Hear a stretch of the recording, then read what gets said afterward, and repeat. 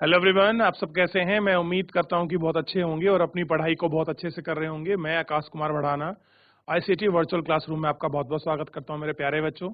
जैसा आपको पता है, बेसिकली 8th क्लास है हमारी और 8th क्लास में हिस्ट्री को हम लोग पढ़ रहे थे। तो हम लोग आदिवासी दीकू और एक आपका स्वर्णिम युग के विषय में हम लोग पढ़ रहे थे। अभी तक 2 लेक्चर हमारे इसमें हो चुके हैं, सभी बच्चों ने मिलकर इसमें पढ़ा है और हमने आदिवासी और दीकुओं की स्थिति को पढ़ा है कि आदिवासी किनको कहा जाता है, कौन कौन से ऐसे आदिवासी समूह हैं, कैसे रहते हैं, कैसे उनकी संस्कृति और कैसे इनकी परंपरा है, कैसे ब्रिटिश उपनिवेश ने वहाँ इनको प्रभावित किया, कैसे ये आपके जंगलों को छोड़ने पर आपका मजबूर हो रहे थे, क्या इनकी समस्याएं थी, इनके विषय में देखा। और साथ में इनका जो मुख्य व्यवसाय था, जंगल जो आधारित आपकी चीजें थी, चाहे वो आपका शिकार हो, चाहे खाद्य आपके संग्रहक हो, किस प्रकार थे, उन सभी को हमने जानने का प्रयास किया था अपने इस आपके लेक्चर के अंतर्गत। फिलहाल थोड़ा सा आगे बढ़ेंगे और चलते हैं। अगर किसी बच्चे का कोई डाउट, कोई क्वेरी हो तो मेरे प्यारे बच्चों, आप मुझसे लाइव जुड़कर चैट के माध्यम से अपनी क्वेरी को, अपने क्वेश्चन को आप मुझसे पूछ सकता है, कोई भी बच्चा किसी भी स्कूल से। चलिए, है किसी बच्चे कोई क्वेरी, कोई क्वेश्चन? चलिए, कोई क्वेरी, कोई क्वेश्चन नहीं है, हम चलते हैं सीधा डिजिटल बोर्ड पर। कल हमने सबसे पहले क्या देखा था? हमने देखा कि कैसे ये लोग आपका किस तरह से ये आपका संग्राहक और आपके शिकारी की भूमिका में आए, इसको हम लोग आपका देख चुके थे। आज थोड़ा सा इससे आगे बढ़ेंगे और आगे बढ़ने के साथ साथ हम जानने की पूरी कोशिश करेंगे इसके अंतर्गत कि आपका बेसिकली कुछ जानवर पालते थे, कि ये जो आदिवासी लोग थे ये कुछ जानवरों को भी पालते थे। मैं अगर पूछूं तो ये आखिर में जानवरों को क्यों पालते होंगे, इन्होंने जानवरों को आपका पालतू पशु क्यों बनाया होगा? बताइए मेरे प्यारे बच्चों, क्यों बनाया होगा इन्होंने आपका पालतू पशु? आइए देखते हैं क्या कह रहे हैं। बहुत सारे आदिवासी समूह जानवर पालकर अपनी जिंदगी चलाते थे, यानी कि कृषि के अलावा जो था जानवरों को पालकर भी क्या कर रहे थे, अपनी लाइफ को आपका चला रहे थे। वे चारवाहे थे जो मौसम के हिसाब से मवेशी या भेड़ों के लेकर यहाँ से वहां जाते रहते थे। मवेशी मतलब होता है जानवरों का झुंड, या फिर जो भेड़ों की आपकी पूरी भीड़ होती है उसको कह रहे हैं। जब एक जगह पर घास खत्म हो जाती तो वे दूसरे इलाकों में चले जाते थे। पंजाब के पहाड़ों में रहने वाले गुजर, क्लियर है, और आंध्र प्रदेश के लकड़वाई जाति आदि गाय भैंस के झुंड पालते हैं। और कह रहे हैं कि आपके कुल्लू के गद्दी समुदाय, कुल्लू मनाली जिसे हम कहते हैं, जो आपका हिमाचल में है, वहां पर आपका गद्दी समुदाय है, इस तरह से ही वो रहते हैं। कह रहे हैं कि वहां कुल्लू समुदाय के लोग आप गडरिये थे और कश्मीर के बकरवाल आपका बकरियां पालते थे। कहाँ के बच्चों? कश्मीर, जम्मू कश्मीर में बकरवाल एक आपके वहां की आपकी जनजाति है जो कि क्या करती है, बकरियों को पालती है। क्लियर है? और देखिए, खास कर आपके गुज्जर और आपके बकरवाल ये आपके हिमाचल और जम्मू कश्मीर में भी आपको देखने के लिए मिलते हैं। अगले साल इतिहास के पाठ्यक्रम में आप इनके बारे में विस्तृत से पढ़ोगे, यानी कि 9th क्लास में, और अच्छे से तुम आपका इनके विषय में पढ़ोगे आप लोग मेरे प्यारे बच्चों, कि ये क्या है, किस तरह से हैं, इनके विषय में आप और अच्छे से पढ़ोगे। चलिए, कोई बच्चा है जो आपका माइक लेकर आपके चैप्टर को पढ़ेगा? कोई भी बच्चा किसी भी स्कूल से? जीआईसी श्रीनगर, शाबाश, माइक ले ले बेटा। कोई एक बच्चा पढ़ सकता है चैप्टर को? कोई भी बच्चा माइक लेकर चैप्टर को पढ़े? बहुत सुंदर, ले लीजिए माइक बेटा। मेरा नाम अंकुश भी। ठीक है अंकुश, आप चैप्टर को पढ़ें अंकुश। 19वीं सदी से पहले कुछ लोग एक जगह खेती करते थे। 19वीं सदी में से पहले ही बहुत सारे जनजातीय कबील एक जगह टिक कर खेती करने लगे थे। वे बार बार जगह बदलने की बजाय साल दर साल एक ही जगह खेती करते थे। वे हालों का इस्तेमाल करने लगे थे और धीरे धीरे उन्हें जमीन पर अधिकार भी मिलते जा रहे थे। बहुत सारे समुदायों में छोटे नागपुर के मंडुओं की तरह जमीन पूरे कबील की संपत्ति होती थी। कुछ कुल के सभी सदस्यों को उन मूल निवासियों को वसंज माना जाता था, जिन्होंने सबसे पहले आकार जमीन की साफ किया था। लिहाज जमीन पर सभी को बराबर एक होता था। फिर भी अक्सर ऐसा होता था कि कुल के कुछ लोग और से ज्यादा ताकत जुटा लेते थे। कुछ मुखिए बन जाते थे और बाकी उनके अनुयायी होते थे। जो ताकतवर होते थे वे खुद खेती करने की बजाय अक्सर अपनी जमीन बाटी पर दे देते थे। ब्रिटिश अफसरों को गोंडा और स्थल जैसे एक जगह ठहरकर रहने वाले आदिवासी समूह शिकारी संग्राहक या घूमत खेती करते वालों के मुकाबले ज्यादा सभ्य दिखाई देती थे। जंगलों में रहने वालों को जंगली और बराबर माना जाता था। अंग्रेजों को लगता था कि उन्हें साथियों रूप में से एक जगह बसना और सभ्य बनाना जरूरी है। ठीक है, बैठ जाइए, धन्यवाद। औपनिवेशिक शासन। बैठ जाइए। देखिए, ध्यान दीजिए, आप कह रहे हैं कि कुछ लोग एक जगह खेती करते थे। बेसिकली क्या था, जैसी आपकी 19वीं सदी आती है तो 19वीं सदी आते आते तक जो भी आपके जनजातीय कबीले थे, यानी कि जो भी आपके जनजातीय लोग थे, वो एक जगह टिककर खेती करने लगे। यानी कि जिस तरह से वो आपका पशुचारण करते थे, शिकार करते थे, भोजन संग्रहक थे, इस काम की जगह वो लोग क्या करने लगे, एक साथ इकट्ठा होकर एक ही स्थान पर खेती करने लगे। क्योंकि उन्होंने अब आजीविका के रूप में कैसे किया, कृषि को स्वीकार किया। ठीक, अब कह रहे हैं कि बार बार जो आपके दर साल वो आपका खेती कराते थे एक ही जगह, कि अब एक ही खेत में अपना काम करने लग गए। और देखिए, सबसे बड़ी बात थी, ये लोग किसका इस्तेमाल करने लग गए थे, हलों का इस्तेमाल करने लग गए थे। आप जानते हैं कि जब हल का प्रयोग आपका जमीन में होता है तो मिट्टी खुदती है, और खुदती है तो उसकी उर्वरक शक्ति भी आपकी बढ़ जाती है मिट्टी की खुदाई से। क्लियर है? तो क्या हुआ, धीरे धीरे जमीन पर अधिकार मिलते जाते रहे। अब आप किसी क्षेत्र में रह रहे हैं, उस क्षेत्र की मिट्टी को साफ किया, अपने खाने योग्य बनाया, उत्पादन किया, तो हमने क्या कह दिया कि हमारी लैंड है, या फिर वह उन पर उनका अधिकार भी हो गया।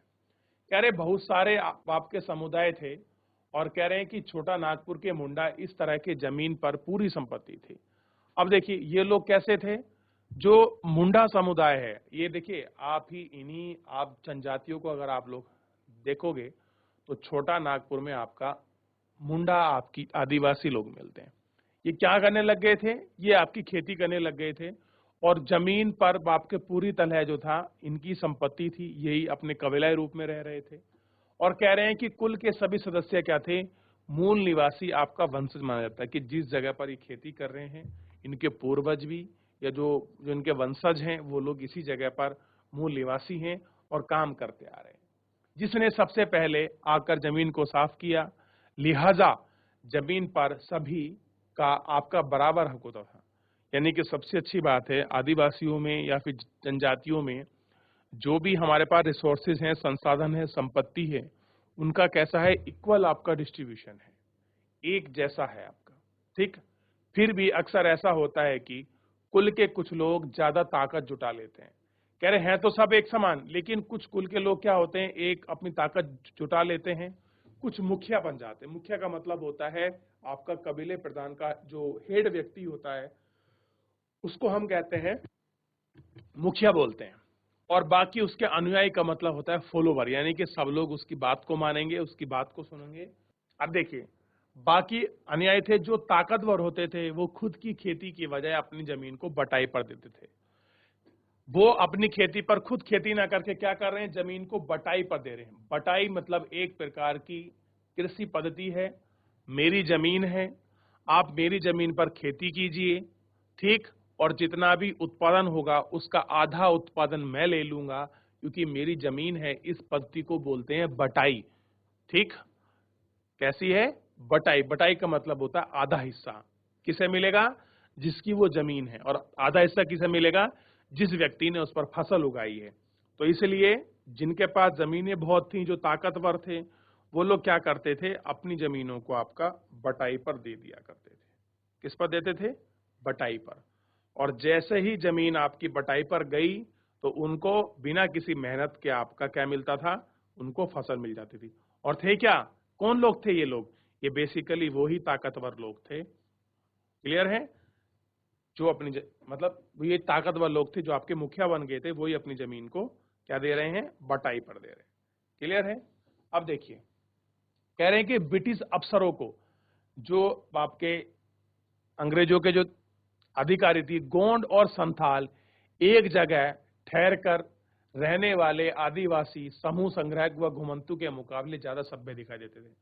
कह रहे कि अगर आप लोग दो जातियों के नाम लिए हैं, गोंड और संथाल, अगर आप इनको देखोगे, इनसे ज्यादा सभ्य कौन दिखाई देते थे उनको, मुंडा के लोग, कि कम से कम ये लोग एक जगह रहते हैं, अपनी खेती करते हैं, भोजन संग्रह तो नहीं करते। इनको ये ज्यादा आइडियल मानते थे, किसको, मुंडाओं को। कौन, अंग्रेज, किसकी तुलना में, गोंड तथा संथाल की तुलना में। आप कह रहे हैं कि जंगलों में रहने वाले को जंगली और बर्बर माना जाता था, कि जो लोग आपके जंगल में रहते थे ये बड़े बर्बर हैं, क्रूर है, ये पता नहीं कैसे अजीब तरीके से रहते थे, ऐसा लोगों की सोच थी, क्लियर है। और खासकर ब्रिटिश लोग इस दिशा में ज्यादा सोचते थे, क्लियर है।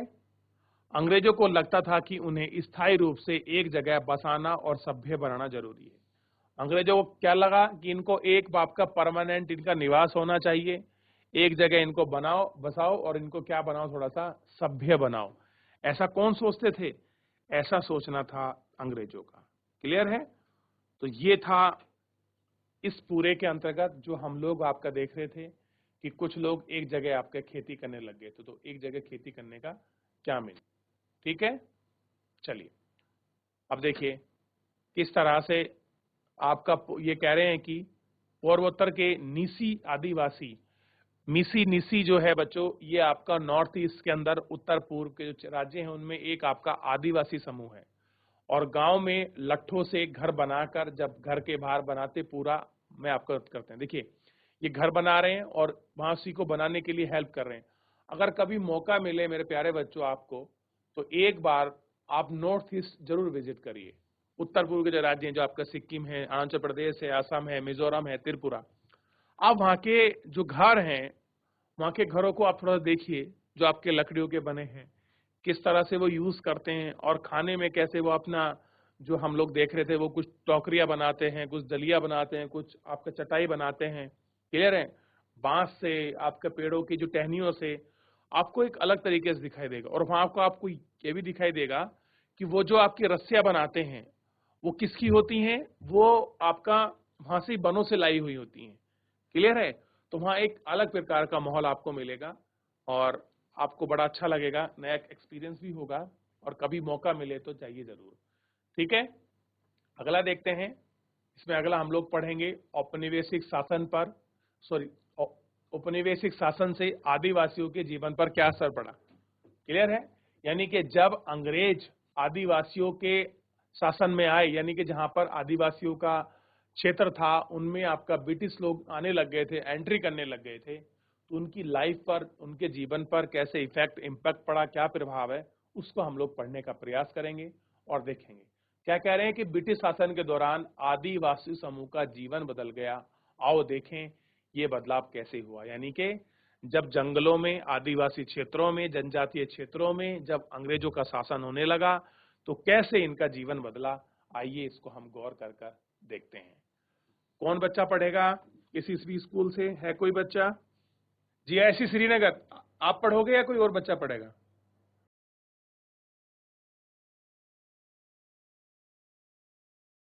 अंग्रेजों के आने से पहले बहुत सारे इलाकों अंग्रेजों के आने से पहले बहुत सारे इलाकों में आदिवासियों के मुखियाओं का महत्वपूर्ण स्थान होता था। उसके पास औरों से ज्यादा आर्थिक ताकत होती थी और वे अपने इलाके पर नियंत्रण रखते थे। कई जगह की उनकी अपनी पुलिस होती थी और वे जमीन एवं उन प्रबंधन के स्थानीय नियम खुद बनाते थे। ब्रिटिश शासन के तहत आदिवासी मुखियाओं के कामकाज और अधिकार काफी बदल गए थे। उन्हें कई कई गांवों पर जमीन का मलाकन मलकानी तो मिलता रहा, लेकिन उनकी शासनीय शक्तियां छिल गई और उन्हें ब्रिटिश अधिकारों द्वारा बनाए गए नियमों को मनाने के लिए बाध्य कर दिया। उन्हें अंग्रेजों को नजराना देना पड़ता था और अंग्रेजों के प्रतिनिधि की हैसियत से उन्हें अपने समूहों को अनुशासन में रखना होता था। पहले उनके पास जो ताकत थी अब वह नहीं रही। वे परंपरागत कामों को करने से लाचार हो गए। ठीक है, और किसी बच्चे को माइक दो, आप पढ़ो। घुमंतु काश्तकारों का क्या हुआ?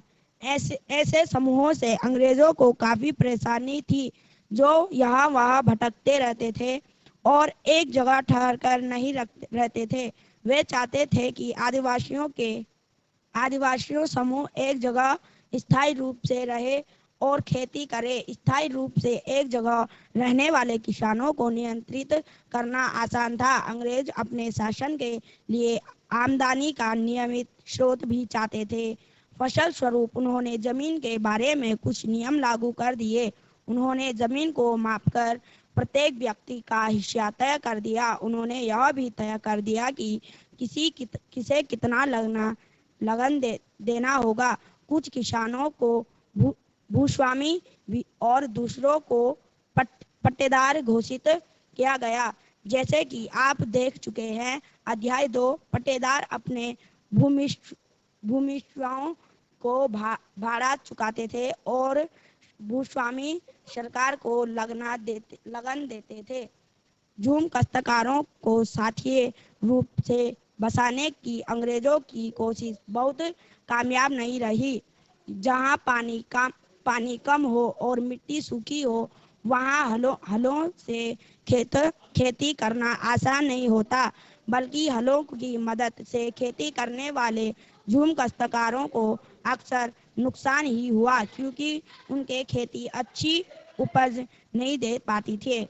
इसीलिए पूर्वोत्तर राज्यों के झूम काश्तकारों इसी बात पर अड़े रहे कि उन्होंने परंपरागत ढंग से ही जीने दिए जाए।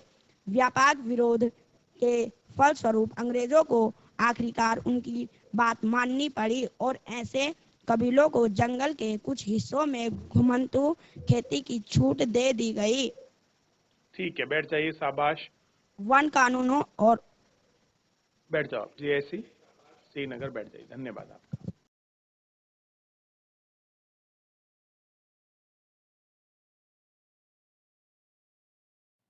देखिए, हम लोग इसमें देख रहे थे कि जो हमारे घुमंतु काश्तकारों का क्या हुआ। घुमंतु का मतलब जो एक स्थान से दूसरे स्थान पर जाते रहते थे, चलते रहते थे। काश्तकार मतलब जो काम करने वाले होते हैं, उनको बेसिकली हम लोग काश्तकार कहते हैं। चाहे वो आपका खेती कर रहे हो, कोई उत्पादन कर रहे हो, या फिर किसी की काम करने मदद कर रहे हो, कोई भी, चाहे आपका शिल्पकार क्यों ना हो। कह रहे कि अंग्रेजों को काफी परेशानी थी। ये जो लोग अगर एक स्थान से दूसरे स्थान घूमते थे तो अंग्रेजों को बड़ी परेशानी होती थी। और कह रहे हैं कि वो एक जगह ठहर कर नहीं रहते थे। आदिवासी जो आपके समूह लोग थे, देखिए अब ये तो वो लोग हैं जो आपका स्थायी कृषि कर रहे हैं। देखिए एक फोटो हमको दिखाई गई है, इमेज है, ये क्या कर रहे हैं, स्थायी खेती कर रहे हैं। ठीक, अब देखिए थोड़ा सा इसमें क्या कह रहे हैं। ये इनके लिए कह रहे हैं कि समूह एक जगह स्थायी रूप से रहे और खेती करे। अंग्रेज क्या चाह रहे थे कि जितने भी आदिवासी लोग हैं, ये 6 महीने कभी 6 महीने कहीं रहते हैं, घूमते फिरते रहते हैं। तो ऐसे करके इन लोगों को नियंत्रित करना थोड़ा क्या था, उनके लिए बड़ा कठिन था कि अगर हम वहां इनको आपका नियंत्रण करेंगे तो उनको नियंत्रित करना बड़ा कठिन है। और नियंत्रित करना कठिन है, हम चाहते हैं कि सब एक जगह रहें। एक जगह रहेंगे तो हम इनको जमीन दे पाएंगे प्रॉपर तरीके से, और जमीन दे पाएंगे तो हम इनसे टैक्स वसूल सकते हैं, हम इनसे कर घोषित कर सकते हैं। जमीन में भी 2 हिस्सेदारी बना दी। एक वो व्यक्ति बना दे जिसको जमीन आपकी पट्टे पे दी जाएगी। पट्टे का मतलब होता है किराए पे, लीज पर। मान लीजिए आपको 2 हेक्टेयर जमीन दे दी, 2 नाली या 2 एकड़ जमीन दे दी। मैंने बोल दिया कि आपको साल भर में इसका पैसा चुकाना है, इसको आपकी लीज चुकानी है। कह दिया क्या लीज में देंगे कि आप मुझे 2 हेक्टेयर जमीन का 5,000 रुपए देंगे 1 साल का। क्लियर है? ये तो हो गया लीज। और जब मैं चाहूं उस जमीन को 1 साल के बाद और किसी व्यक्ति को दे सकता हूं। तो वो तो हुआ आपका पट्टा। एक था भूस्वामी। भूस्वामी का मतलब है कि आप 100 बीघे 50 बीघे की जमीन के मालिक हो, और खासकर भूस्वामी कौन थे? वही मुखिया लोग। क्लियर है? भूस्वामी। अब जो भूस्वामी थे उन्हें क्या देना होगा? उन्हें लगान देना होगा। लगान मतलब अपनी उपज का 1/10वां हिस्सा। उपज के तौर पर ध्यान दीजिए, वैसे जो हर जगह अलग अलग रेट थी, 1/10 पार्ट आपको देना होगा। मान लीजिए आपकी फसल 10 किलो हुई है तो आपको 1 किलो गेहूं जो है आपको देना पड़ेगा, ऐसे मान लीजिए। तो किस तरह से डिवाइड किया उन्होंने आदिवासी लोगों को? भूस्वामी के रूप में और पट्टेदार के रूप में आपका घोषित किया। अब जो भूस्वामी थे, अब उनको तो भाड़ा चुकाना है, क्लियर है, और भूस्वामी को आपका लगान देना चुकाना पड़ता था। यानी कि अब आपको देखना है कि आपको भूस्वामियों में कैसे वो टैक्स चुकाएंगे, क्या करेंगे। तो इस तरीके से जो उनकी व्यवस्था थी वो बर्बाद हो रही थी। क्यों हो गई होगी बर्बाद? पहले वो क्या थे? अपनी जमीन पर खुद के मालिक थे, ना वो किसी को टैक्स देते थे। उनको शिकार करना है वो शिकार कर सकते थे, उनको झूम खेती करनी वो झूम खेती कर सकते थे, वो अपने पशुओं को लेकर एक स्थान से दूसरे स्थान पर कभी भी कहीं भी जा सकते थे। अंग्रेजों के आ जाने से उनको प्रतिबंधित कर दिया गया, जंगलों को कुछ क्षेत्रों को आरक्षित कर दिया गया, जहां उनकी प्रवेश बंद कर दिया, यानी कि उन्हीं का क्षेत्र और उन्हीं को एंट्री नहीं मिलेगी। जिससे लोगों में क्या हो गया? एक विद्रोह का माहौल फैल गया। जैसे आपने किसको पढ़ा था? बिरसा मुंडा को पढ़ा था कि बिरसा ने क्या कहा था कि मैं तुम्हें गैर दीकुओं से आजाद कराने आया हूं, गुलामी से आजाद कराने आया हूं। क्लियर है? तो इस तरह से बहुत से जनजातीय लोगों ने अंग्रेजों के इस शासन का विरोध किया, जिनको हमने देखा कि औपनिवेशिक शासन जिनको कहा गया। क्लियर है? और सबसे बड़ी समस्या ये थी कि क्या था कि जो झूम काश्तकार थे, जो लोग शिफ्टिंग एग्रीकल्चर करते थे, वो स्थायी रूप से बसने की अंग्रेजों की कोशिश से बहुत कामयाब नहीं थे। यानी कि क्या कह रहे थे? आप एक स्थान पर आपने खेती करके आप जा रहे थे, अंग्रेजों ने आपको एक स्थान पर रहना शुरू कर दिया, वो उससे खुश नहीं थे। क्यों खुश नहीं थे? क्योंकि कह रहे जहां पानी कम था, यानी कि मिट्टी में जहां पर मॉइस्चर नहीं था, आपके बारिश वारिश कम होती थी, या फिर जहां की मिट्टी सूखी थी, उस जगह हल आपका चलाना आसान नहीं था। आप जानते हैं, आप लोग खेती करते होंगे आपके घर परिवार में, आप देखते होंगे जिस जमीन पर आपका सिंचाई की सुविधा उपलब्ध है, आपका इरिगेशन अच्छा होता है, उस जमीन को आपका खुदाई करना, उसमें हल चलाना बड़ा आसान है, बल्कि सूखी मिट्टी में हल चलाना बहुत कठिन होता है। अब इससे क्या हुआ कि हल की मदद से खेती करने में झूम काश्तकारों को नुकसान हुआ, क्योंकि उनका जो उपज था, जो उनकी प्रोडक्शन थी, वो आपके गिर गई। यानी कि जिस प्रकार का उनको लाभ चाहिए था, जिस प्रकार की वो प्रॉफिटेबल चीजें सोच रहे थे कि हमारा उत्पादन बढ़ेगा, प्रोडक्शन बढ़ेगा, वो उनका कुछ नहीं हुआ। तो उन्हें इस तरीके से ये खेती अच्छी नहीं लग रही थी, या उनको स्थायी रूप से रहना उतना अच्छा नहीं लग रहा था जितना वो लोग चाह रहे थे। क्लियर है? और उन्हें ये बहुत सारी इन सारी दिक्कतों का जो है सामना करना पड़ा। ठीक, अब देखिए होता क्या है। इसलिए पूर्व उत्तर राज्य यानी कि जो आपके नॉर्थ ईस्ट स्टेट हैं, उनमें झूम काश्तकार इस बात पर अड़ गए कि परंपरागत ढंग से ही जीने दिया जाए। यानी कि जिस तरह से वो अपनी खान पान, जिस तरह से अपना पालन पोषण कर रहे हैं, चाहे वो झूम खेती करें, चाहे पशुपालन करें, या फिर आपका घुमंतु पशु करें, वो उसी तरह से फ्री रहना चाहते हैं, वो आपके अंदर नहीं रहना चाहते। और इसी बात पे वो अड़ गए कि हम लोग ये सब चीजें आपकी नहीं करेंगे। अब कह रहे हैं कि व्यापक विरोध के फलस्वरूप, यानी कि जब बहुत बड़ा आपका विरोध प्रदर्शन हुआ, उसके फलस्वरूप अंग्रेजों को आखिरकार बात माननी पड़ी, और ऐसे कबीलों को जंगल के कुछ हिस्सों में झूम खेती करने के लिए छूट दे दी। क्या कह दी कि आप सब जगह तो नहीं कर पाओगे, लेकिन इतना है, चलिए आप अड़ रहे हैं तो कुछ जगह ही हम लोग क्या करते हैं, आपको झूम की खेती करने के लिए आपको बोल देते हैं। तो इसलिए कुछ जगह उनको शिफ्टिंग एग्रीकल्चर के लिए। ठीक, तो इस तरह से ये था पूरा इनका। तो इतना हम लोग इसमें आपका देख चुके हैं। अब देखिए, कह रहे हैं कि गुजरात का एक जंगल में खेती करती भील औरतें। भील भी एक आपकी जनजातीय समूह है, लेकिन ये क्या करते हैं? खेती करते हैं। देख रहे हैं आप, ये आपको दिखाई जा रही इमेज। और यहाँ पर देखिए, ये व्यक्ति हैं और धान की पोद को उखाड़ रहे हैं। आप जानते हैं धान की क्या होती है? रुपाई होती है। देख लिया इतना? तो बच्चों, यहां तक किसी को डाउट, कोई क्वेरी हो, मुझसे पूछ लीजिए। चलिए ध्यान दीजिए मेरे प्यारे बच्चों। तो आपको आदिवासी जो आपके समूह हैं या जो व्यक्ति हैं, उनका जीवन किस प्रकार से था, कैसे पशु पालते थे, कैसे वो अपनी खेती करते थे, या फिर अंग्रेजों के आ जाने के वजह से उनके जीवन पर क्या प्रभाव पड़ा, उनकी लाइफ स्टाइल कैसे आपका चेंज हो गई, कैसे उनके जो आपके वन अधिकार थे वो आपके छीन लिए गए, पट्टे की जमीन क्या होती है, भूस्वामित्व क्या होता है, लगान कैसे उनको चुकाना पड़ता है, बटाईदार क्या होते हैं, क्लियर है, वो जानवरों पर किस प्रकार आधारित थे, कहाँ कहाँ पर कौन सी आपकी जनजाति मिलती है जो आपका जो बेसिकली जानवर पालती है। हमने गद्दी के विषय में पढ़ा, आपके बकरवाल को पढ़ा, वन गुजरों को पढ़ा, क्लियर है। तो ये सारे ऐसे लोग हैं जो आपका क्या करते थे? अपने जानवरों को ऋतु प्रवास करते थे बेसिकली। और आप आज भी देखते होंगे, पहाड़ से आप लोग बिलोंग करते हैं, तो इन चीजों को बड़े अच्छे से आप लोग समझ सकते हैं, क्योंकि आपको ये बहुत सारी चीजें इनमें आपको प्रैक्टिकल रूप में दिखाई देती है। क्लियर है मेरे प्यारे बच्चों? किसी का कोई डाउट, कोई क्वेरी, कोई क्वेश्चन हो संबंधित, आप मुझसे पूछ सकते हैं बच्चों। चलिए, तो मेरे प्यारे बच्चों, एक क्वेश्चन मैं आपको फिर देता हूं। उत्तराखंड में कौन से आदिवासी और जनजातीय समूह हैं, आप उनको बता सकते हैं। कल आप लोग होमवर्क के रूप में करके आए, जो बच्चे करके आना चाहते हैं, और थोड़ा सा आप उन्हें पढ़े कि कहाँ कहाँ मिलते हैं, उत्तराखंड के कौन कौन से जिलों में स्थित हैं आदिवासी समूह, जनजातीय समूह, कैसी उनकी संस्कृति है, कैसे उनकी तौर तरीके हैं, कैसे उनकी सांस्कृतिक आपकी परंपराएं हैं, रहन सहन, इन सभी को आप गौर कर पढ़ें और पूछें। क्लियर है मेरे प्यारे बच्चों?